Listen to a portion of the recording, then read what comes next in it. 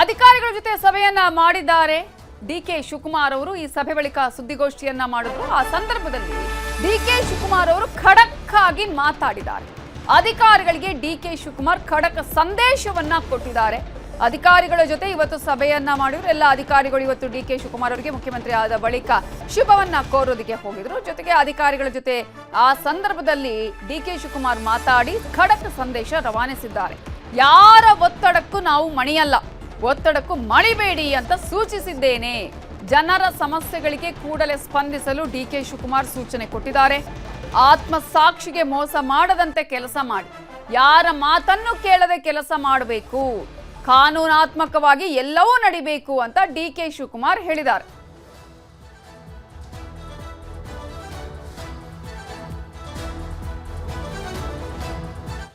So ಎಲ್ಲರೂ ಕೂಡ ನೀವೆಲ್ಲ ಅಕೌಂಟಬಲ್ ಇದ್ದೀರಿ. ಕೊನೆಗೆ ನಿಮ್ಮ ಆತ್ಮಸಾಕ್ಷಿಗೆ ನೀವು ಕೆಲಸ ಮಾಡಬೇಕು ಅಂತೇಳಿ ಸಂದೇಶವನ್ನು ಕೊಟ್ಟಿದ್ದೇನೆ. ಔಟ್ ಆಫ್ ದಿ ವೇ ಯಾವ ಒತ್ತಡಕ್ಕೂ ಕೂಡ ಮಣಿಬಾರದು. ನಮ್ಮ ಮಂತ್ರಿಗಳು ಇಲ್ಲ ಯಾರೇ ಶಾಸಕರು ಯಾರೇ ಆಗಲಿ, ನನ್ನ ಆಫೀಸ್ ಇರ್ಬೋದು, ಯಾರ ಮಾತು ನೀವು ಕೇಳಬಾರ್ದು. You should work within the system of law, positive approach. Where there is problem, find out a solution within the system. So system ಬಿಟ್ಟು ಏನು ಕೂಡ ಆಗಬಾರ್ದು. ಇನ್ನು ಎಸ್ಐಆರ್ ಗಂಭೀರವಾಗಿ ಪರಿಗಣಿಸಿದ್ದಾರೆ ಸಿಎಂ ಡಿಕೆ ಶಿವಕುಮಾರ್. ಜನರಲ್ಲಿ ಎಸ್ಐಆರ್ ಬಗ್ಗೆ ಜಾಗೃತಿಯನ್ನ ಮೂಡಿಸಬೇಕು. ಎಸ್ಐಆರ್ ಬಗ್ಗೆ ಜಾಗೃತಿಯನ್ನ ಮೂಡಿಸೋದಕ್ಕೆ ಡಿಕೆ ಶಿವಕುಮಾರ್ ಸೂಚನೆಯನ್ನ ಕೊಟ್ಟಿದ್ದಾರೆ. ಮತ ಪರಿಷ್ಕರಣೆ ಕರ್ನಾಟಕದಲ್ಲೂ ಕೂಡ ಆರಂಭ ಆಗ್ತಾ ಇರುವಂತಹ ಹಿನ್ನೆಲೆಯಲ್ಲಿ ಜನರಿಗೆ ಜಾಗೃತಿ ಮೂಡಿಸುವ ಕೆಲಸವನ್ನ ಮಾಡಬೇಕು ಅನ್ನುವ ಸೂಚನೆ ಕೊಟ್ಟಿದ್ದಾರೆ. ಕೆಲ ರಾಜ್ಯಗಳಲ್ಲಿ ಜನರು ಮತದಾನವನ್ನೇ ಕಳ್ಕೊಂಡಿದ್ದಾರೆ. ವೋಟಿಂಗ್ ಪವರೇ ಇಲ್ಲ, ಈಗ ಅರ್ಹತೆ ಇದ್ರೂ ಕೂಡ. ಹಾಗಾಗಿ ನಮ್ಮಲ್ಲಿ ಆ ರೀತಿಯ ಘಟನೆ ನಡಿಬಾರ್ದು, ಪ್ರತಿ ತಾಲೂಕುಗಳಿಗೂ ಭೇಟಿ ಕೊಡಬೇಕು ಅಂತ ಹೇಳಿ ಡಿಕೆ ಸೂಚನೆಯನ್ನ ಕೊಟ್ಟಿದ್ದಾರೆ. ಅಷ್ಟು ಮಾತ್ರ ಅಲ್ಲ, ಉಸ್ತುವಾರಿ ಸಚಿವರುಗಳು ಕೂಡ ಕೇರ್ಫುಲ್ ಆಗಿರಬೇಕು. ಎಸ್ಐಆರ್ ಬಗ್ಗೆ ಜನರಿಗೆ ಮೊದಲು ಜಾಗೃತಿ ಮೂಡಿಸುವ ಕೆಲಸ ಆಗಬೇಕು. ಏನಾಗುತ್ತೆ ಎಸ್ಐಆರ್ ಆದಂತಹ ಸಂದರ್ಭದಲ್ಲಿ ಯಾವ ರೀತಿಯಾಗಿ ಮಾಹಿತಿಯನ್ನ ಕೊಡಬೇಕು, ಏನು ಅವರು ಬರುವಂತಹ ಸಂದರ್ಭದಲ್ಲಿ ಮತ ಪರಿಷ್ಕರಣೆ ಮಾಡೋದಕ್ಕೆ ಅಧಿಕಾರಿಗಳು ಬಂದಂತಹ ಸಂದರ್ಭದಲ್ಲಿ ಯಾವ ರೀತಿಯಾಗಿ ಅವರಿಗೆ ಮಾಹಿತಿಯನ್ನ ನೀಡುವ ಕೆಲಸ ಆಗಬೇಕಾಗತ್ತೆ ಅನ್ನೋದನ್ನ ಕೂಡ ಜನರಿಗೆ ಜಾಗೃತಿ ಮೂಡಿಸುವ ಕೆಲಸ ಆಗಬೇಕು ಅಂತ ಹೇಳಿ ಇವತ್ತು ಸುದ್ದಿಗೋಷ್ಠಿಯಲ್ಲಿ ಸಿಎಂ ಡಿಕೆ ಶಿವಕುಮಾರ್ ಹೇಳಿಕೆಯನ್ನ ಕೊಟ್ಟಿದ್ದಾರೆ. ಪ್ರತಿ ಜಿಲ್ಲಾ ಸೆಕ್ರೆಟರಿಗಳು ಕಂಪಲ್ಸರಿ ಹೋಗಿ ನೀವು ಡಿಸ್ಟಿಕ್ ಹೋಗಿ ಸುಮ್ಮನೆ ಲೆಕ್ಕಕ್ಕೆ ಬರೋದಲ್ಲ. ಆ ಡಿಸ್ಟಿಕ್ಕಲ್ಲಿ ಎಷ್ಟು ತಾಲೂಕುಗಳಿದೆ, ಆ ತಾಲೂಕಿಗೂ ಹೋಗಿ ಅಲ್ಲೂ ಕೂಡ ರಿವ್ಯೂ ಮಾಡೋಂಥ ಒಂದು ವಿಚಾರಧಾರೆಗಳನ್ನು ತಾವಿಟ್ಕೋಬೇಕು. ಆ ತಾಲೂಕಲ್ಲೂ ಕೂಡ ಈಗ SIR ನಡೀತಾ ಇದೆ. ಈ ರಾಜ್ಯದಲ್ಲಿರುವಂಥ ಮತದಾನದ ಹಕ್ಕನ್ನು ಯಾರೂ ಕೂಡ ಕಳ್ಕೋಬಾರ್ದು. SIRಲ್ಲಿ ಎನ್ರೋಲ್ ಮಾಡ್ಕೊಳ್ಳಿಲ್ಲ ಅಂದರೆ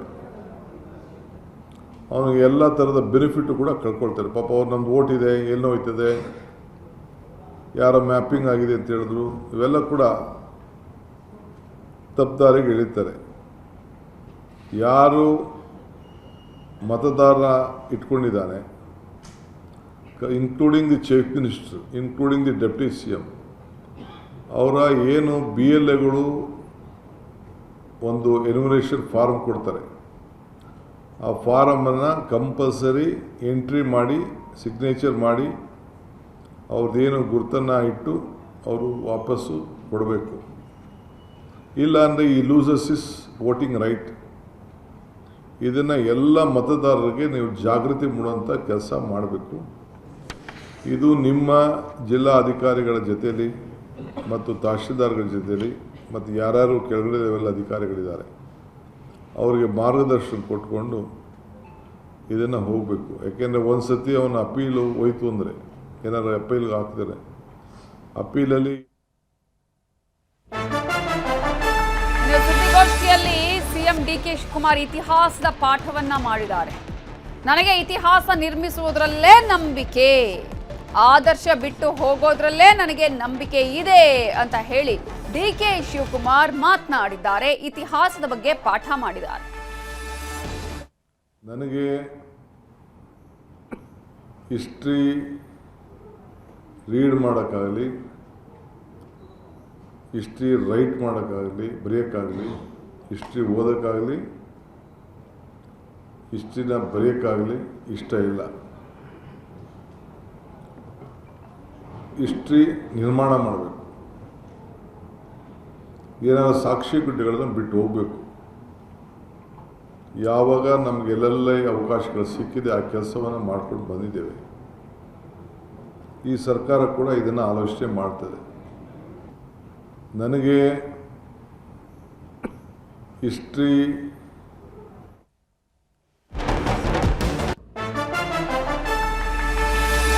ಮಾತ್ರ ಅಲ್ಲ, ಜನರ ಕುಂದುಕೊರತೆ ಆಲಿಸಲು ಕೂಡ ಪ್ರತ್ಯೇಕ ವ್ಯವಸ್ಥೆಯನ್ನ ಮಾಡ್ತೀವಿ ಅಂತ ಹೇಳಿದ್ದಾರೆ ಸಿಎಂ ಡಿಕೆ ಶಿವಕುಮಾರ್. ಪ್ರತ್ಯೇಕ ಸಚಿವಾಲಯವನ್ನ ಶೀಘ್ರದಲ್ಲೇ ರಚನೆ ಮಾಡ್ತೀವಿ, ಪ್ರತ್ಯೇಕ ಸಚಿವರನ್ನ ನೇಮಿಸ್ತೇನೆ ಅಂತ ಸಿಎಂ ಹೇಳಿಕೆಯನ್ನ ಕೊಟ್ಟಿದ್ದಾರೆ. ಬೆಂಗಳೂರಿಗೆ ವಲಸೆ ಬರೋದು ತಪ್ಪಬೇಕು, ಸ್ವಂತ ಊರಿನಲ್ಲೇ ನೆಮ್ಮದಿಯ ವಾತಾವರಣ ಇರಬೇಕು ಅಂತ ಹೇಳಿ ಸಿಎಂ ಡಿಕೆ ಶಿವಕುಮಾರ್ ಹೇಳಿಕೆಯನ್ನ ಕೊಟ್ಟಿದ್ದಾರೆ. ಒಂದು ಹೊಸ ಸಾರ್ವಜನಿಕರ ಕುಂದು ಕೊರತೆಗಳ ಒಂದು ಸಪ್ರೇಟ್ ಸೆಕ್ರೆಟರಿಯೇಟ್ ಅದನ್ನು ರಚನೆ ಮಾಡಿ ಇಲ್ಲಿ ಬೆಂಗಳೂರಿಗೆ ಬರೋಂಥ ಅಲ್ಲಿ ಯಾವುದೇ ಊರಿನಲ್ಲಿ ಯಾವುದೇ ಹೋರಾಟ ಮಾಡ್ತಿದ್ದಂಥವ್ರು ಅಂಥವ್ರನ್ನೆಲ್ಲ ಕೂಡ ಅವರ ಅರ್ಜಿ, ಅವರ ಭಾವನೆಗಳು, ಅವರ ವಿಚಾರಧಾರೆಗಳು, ಸಮಸ್ಯೆಗಳು ಅವೆಲ್ಲ ಕೇಳಲಿಕ್ಕೆ ಒಬ್ಬ ಸಪ್ರೇಟ್ ಮಂತ್ರಿನೇ ನೇಮಕ ಮಾಡ್ತೇವೆ. ಸಪ್ರೇಟ್ ಸೆಕ್ರೆಟರಿಯೇಟೇ ನಿರ್ಮಾಣ ಮಾಡ್ತೇವೆ. ಅದು ಕೂಡ ಅವಶ್ಯಕತೆ ಇದೆ ಈ ವಿಚಾರದಲ್ಲಿ ಕೂಡ. ಏಕೆಂದರೆ ಸುಮಾರು ದಿನಕ್ಕೆ 2-3 ತಂಡಗಳು ಬಂದು ಪ್ರತಿಭಟನೆಗಳು ಮಾಡ್ತಾ ಇರ್ತಾರೆ. ಅವ್ರನ್ನೋಗಿ ನಿಮ್ಮ ಪ್ರಾಬ್ಲಮ್ ಏನಿದೆ ಅಂತ ಅವ್ರು ಕೇಳಬೇಕಲ್ಲ. ಎಷ್ಟು ಲೀಗಲ್ ಆಗಿದೆಯೋ ಇಲ್ಲೀಗಲ್ ಆಗಿದೆಯೋ ಅವ್ರು ಕೇಳೋದ್ರಲ್ಲಿ ಒಂದು ವಾಸ್ತವಾಂಶ ಸರಿ ಇದೆಯೋ ಇಲ್ಲೋ ಅನ್ನೋದು ಕೂಡ ತಿಳ್ಕೊಂಡು ಅವ್ರಿಗೆ ಸ್ಪಂದಿಸಲಿಕ್ಕೆ ಅವ್ರದ್ದೆಲ್ಲ ಪಟ್ಟಿ ಮಾಡಿಕೊಂಡು ಅವ್ರದ್ದು ಯಾರು ಒಂದು 3-4 ಜನ ವಾರಕ್ಕೆ 2 ದಿನ 3 ದಿನ ಸಪ್ರೇಟಾಗಿ ಭೇಟಿ ಮಾಡಿ ಅವರ ಸಮಸ್ಯೆಗಳನ್ನು ಕೇಳಬೇಕು ಅಂತೇಳಿ ಅದಕ್ಕೊಂದು ಸಪ್ರೇಟ್ ಸೆಕ್ರೆಟರಿಯೇಟ್ ಮಾಡಬೇಕು ಅಂತೇಳಿ. ಗೃಹಜ್ಯೋತಿ ಅಕ್ರಮ ತಡೆಗೆ ಕಠಿಣ ಕ್ರಮವನ್ನ ಕೈಗೊಳ್ತೀವಿ, ಗೃಹಲಕ್ಷ್ಮಿ ಅಕ್ರಮ ತಡೆಗೆ ಕ್ರಮವನ್ನ ವಹಿಸ್ತೇವೆ ಅಂತ ಸಿಎಂ ಡಿಕೆ ಶಿವಕುಮಾರ್ ಹೇಳಿಕೆಯನ್ನ ಕೊಟ್ಟಿದ್ದಾರೆ. ಈ ಹಿಂದೆನೆ ಅಂದ್ರೆ ಸಿದ್ದರಾಮಯ್ಯ ಅವರು ಸಿಎಂ ಇದ್ದಂತಹ ಸಂದರ್ಭದಲ್ಲಿ, ಆಗ ಬದಲಾವಣೆಯ ಪರ್ವ ನಡೀತಾ ಇತ್ತಲ್ಲ, ಅಧಿಕಾರ ಹಂಚಿಕೆಯ ಸಂದರ್ಭದಲ್ಲೇ ಕೂಡ ಡಿಕೆ ಶಿವಕುಮಾರ್ ಈ ವಿಚಾರವನ್ನ ಪ್ರಸ್ತಾಪ ಮಾಡಿದ್ರು. ಗೃಹಜ್ಯೋತಿ ಅಕ್ರಮ ತಡೆಗೆ ಕಠಿಣ ಕ್ರಮ ಕೈಗೊಳ್ತೀವಿ. ಅನೇಕರು ಕೂಡ ಈ ಒಂದು ಗೃಹಜ್ಯೋತಿಯ ವಿಚಾರದಲ್ಲಿ 2-2, 3-3 ಮನೆಗಳನ್ನ ಇಟ್ಕೊಂಡು ಅದರ ಲಾಭವನ್ನ ಪಡಿತಾ ಇದ್ದಾರೆ ಅನ್ನುವಂತಹ ವಿಚಾರವನ್ನ ಹೇಳಿದ್ರು. ಜೊತೆಗೆ ಗೃಹಲಕ್ಷ್ಮಿಯ ವಿಚಾರವನ್ನ ಕೂಡ ಹೇಳಿದ್ರು. ಅನೇಕರು ಒಂದೇ ಮನೆಯಲ್ಲಿ 2-3 ಜನ ಗೃಹಲಕ್ಷ್ಮಿಯ ಒಂದು ಫಲಾನುಭವಿಗಳು ಆಗಿದ್ದಾರೆ. ಕೆಲವರು ಸಾವನ್ನಪ್ಪಿದ್ದಾರೆ, ಅವರ ಹೆಸರಲ್ಲಿ ಇನ್ಯಾರು ತೆಗೆದುಕೊಳ್ತಾ ಇದ್ದಾರೆ. ಮೊಬೈಲ್ ನಂಬರ್ ಯಾರ್ದೋ ಇದೆ, ಯಾರೋ ಫಲಾನುಭವಿಗಳು ಇದ್ದಾರೆ. ಹಾಗಾಗಿ ಎಲ್ಲ ಅಕ್ರಮಗಳನ್ನ ತಡೆಯುವ ಕೆಲಸವನ್ನ ಮಾಡ್ತೀವಿ, ಪರಿಷ್ಕರಣೆ ಮಾಡ್ತೀವಿ ಅನ್ನುವ ವಿಚಾರ ಹೇಳಿದ್ರು. ಇವತ್ತು ಕೂಡ ಅದೇ ಮಾತನ್ನ ಪುನರುಚ್ಚರಿಸಿದ್ದಾರೆ ಡಿಕೆ ಶಿವಕುಮಾರ್.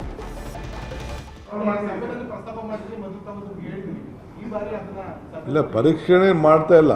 ಕೆಲವರು ಏನಾಗಿದೆ, ಈ ಫೋನ್ ನಂಬರು ಡೀಟೇಲು ಕೆಲವರೆಲ್ಲ ಕಮರ್ಷಿಯಲ್ ಮಾಡಿಕೊಂಡು 200 ಯೂನಿಟ್ ಅಂತ ರೆಸಿಡೆಂಟ್ ತೊಗೊಂಡು ಕಮರ್ಷಿಯಲ್ ಮಾಡ್ತಾವ್ರೆ, ಅಂಗಡಿಗಳು ಅವು ಇವೆಲ್ಲ.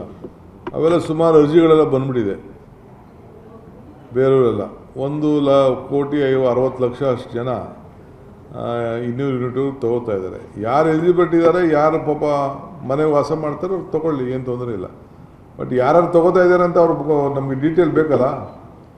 ಯಾಕೆಂದರೆ ಒಬ್ಬೊಬ್ಬರ ಹೆಸರಲ್ಲಿ 5-6 ಮೀಟ್ರ್ಗಳಿದೆ, 5-6-7-8 ಮೀಟ್ರ್ಗಳಿದೆ. ಯಾರು ಬಾಡಿಗೆ ಮನೆ ಇರ್ತಾರೋ, ಹೊರಗಡೆ ರಾಜ್ಯವನೋ, ಏನು ಕತೆನೋ, ಏನು ಎತ್ತ, ಅವ್ನು ನಮ್ಮ ರಾಜ್ಯವನೋ ಇಲ್ವೋ, ಇವೆಲ್ಲ ಕೂಡ ಬೇಕಲ್ಲ ಮಾಹಿತಿ ಸರ್ಕಾರಕ್ಕೆ. ಸೊ ಆ ಮಾಹಿತಿಯನ್ನು ನಾವೆಲ್ಲ ಪಡ್ಕೊಳ್ತಾ ಇದ್ದೀವಿ. ಅವ್ನ ಫೋನ್ ನಂಬರ್ ಏನು, ಅವ್ನು ಕರೆಕ್ಟಾಗಿ ಉಪಯೋಗ ಆಗ್ತಾಯಿದೆ, ಅವ್ನು ಯಾರೋ ಬಾಡಿಗೆ ಕೊಟ್ಟವನ, ಏನು ಎತ್ತ ಅಂತ ಬೇಕು. ಆಮೇಲೆ ಕೆಲವರು ಈಗ 120 ಕೋಟಿ ರೂಪಾಯಿ ಈಗ ನಮಗೆ ಇದಾಯಿತು ಎಲ್ಲ. ಕೆಲವರೆಲ್ಲ ಸತ್ತವರೆಲ್ಲ ಕೆಲವರು ಡ್ರಾ ಮಾಡ್ಕೊಬಿಟ್ಟಿದ್ದಾರೆ ನಮ್ಮ ಮನೆಯವರು. ಸೊ ಅದಕ್ಕೆ ಚೆಕ್ ಇರಬೇಕಲ್ಲ, ಯಾರ ರೆಸ್ಪಾನ್ಸಿಬಿಲಿಟಿ, ಯಾರು ಸತ್ತೋ ಅಂದ ತಕ್ಷಣ, ಯಾರ ಊರಲ್ಲಿ ಸತ್ತರೋ ಅಂದ ತಕ್ಷಣ, ಯಾರ ವಿಲೇಜ್ ಅಕೌಂಟೆಂಟೋ, ಅವ್ನು ರೆವಿನ್ಯೂ ಇನ್ಸ್ಪೆಕ್ಟ್ರೋ, ಇಲ್ಲಾಂದರೆ PDOನೋ, ಇಂಥವ್ರು ಸತ್ತಿದ್ದಾರೆ, ಇಂಥವ್ರು ಮಾಡಿದ್ದಾರೆ ಅಂತ ಮಾಹಿತಿ ಎಲ್ಲ ಕೊಡಬೇಕಲ್ಲ, ಅವ್ರ ಕುಟುಂಬದವ್ರು ಕೊಡಬೇಕಲ್ಲ. ಅವ್ರಿಗೂ ಭಯ ಇರಬೇಕಲ್ಲ, ಡ್ರಾ ಮಾಡೋದು ಇವೆಲ್ಲ ಕೂಡ ಮಾಡಬಾರ್ದಲ್ಲ.